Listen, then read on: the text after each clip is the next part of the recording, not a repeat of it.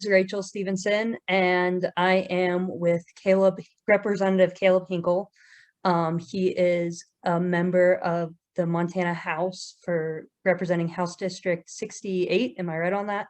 Yep, 68. In Belgrade. So Caleb, if you just want to introduce yourself real quick and just give a little bit of background. Well, she pretty much did it. I'm Representative Caleb Hinkle from House District 68, which is the south side of Belgrade. River Rock area is the main heart of the district, if you're familiar with Belgrade. Anyway, this last term was my first term in the state house, and so Rachael happened to approach me at an event wanting to get some info on one of the bills I carried. I'm going to be talking about the Personhood Amendment that you sponsored this last legislative session. So I guess one of my questions there is, what was the problem or issue that you were trying to address?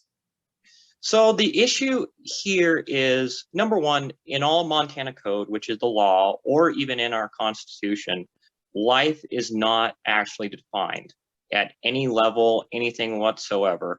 And so the Personhood Amendment is a fix to that, a fix that the voters can vote on, not just the legislature, to define where life begins and essentially give protections to the most vulnerable in our society. It's specifically an amendment to Article 2, Section 17 of the Montana Constitution, which is the due process of law.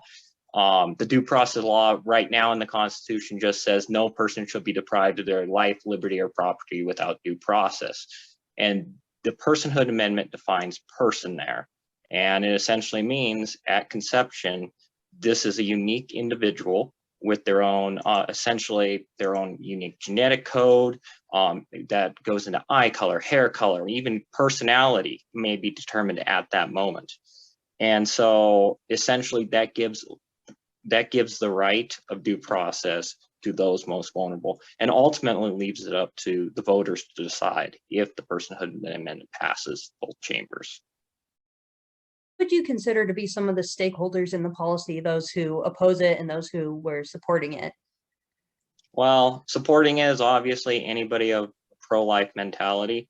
Personhood was a weird one. It came up back, I believe, in 2007, and there was plenty of Republicans that were voting against it, and they were dying by like 60 some votes on the House floor. This is the first session that every single Republican in the House supported it, as well as all but one in the Senate. And so it's come a long way. It's one of those bills, it's a constitutional amendment, so it requires a 2/3 vote from both chambers. There's 150 of us in total, so it would require 100 votes to actually pass, and we got it the closest it's ever been in Montana history this last go around. The method for this bill was a little different because it was a constitutional amendment and the people would have the say on voting for it. So Yep. Why was that the policy implementation method? You know, that should be how it is. The legislature should not determine just blankly how without this going to a vote, and any constitutional amendment goes to a vote here in Montana. So essentially, assume it gets that 100 votes, it would be on the ballot that next general election for all of Montana to decide if this makes sense or not. Seen like a lot of these pro-life bills in red states.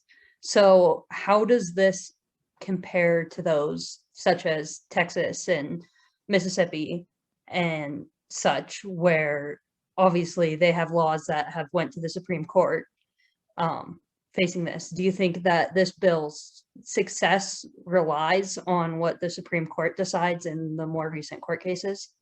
That's all pro-life bills, and it's not a bad thing if a bill is necessarily sued in state and struck down. It'll go to a higher court, and there's kind of the personhood popped up in other states. It's been in practically every other red state. It's passed, I believe, 2, and so as the courts move up the process and everything, the more likelihood of overturning Roe v. Wade is better with the more states that provide this legislation and case law going up to the Supreme Court to ultimately get rid of it as a whole.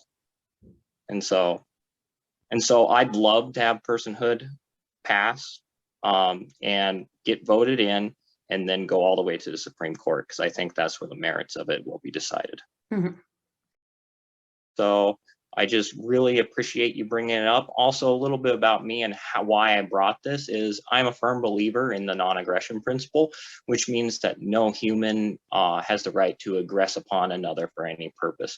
And this principle would be meaningless if it did not include the most vulnerable in our society who cannot speak for themselves.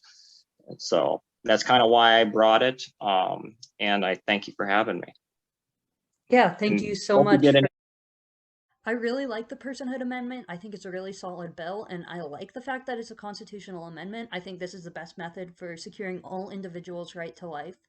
And I also like that it gives voters a say on if it passes, if it becomes law or not. For an alternative, I think that the same thing could be achieved through passing a piece of legislation that limits abortion after conception.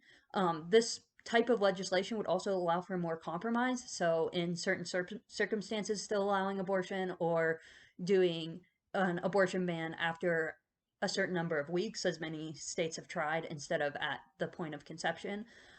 Um, Personally, I like the Personhood Amendment as it is, but I think that other alternatives definitely could be considered in order to accomplish at least some of the goals that the lawmakers are trying to achieve with this bill.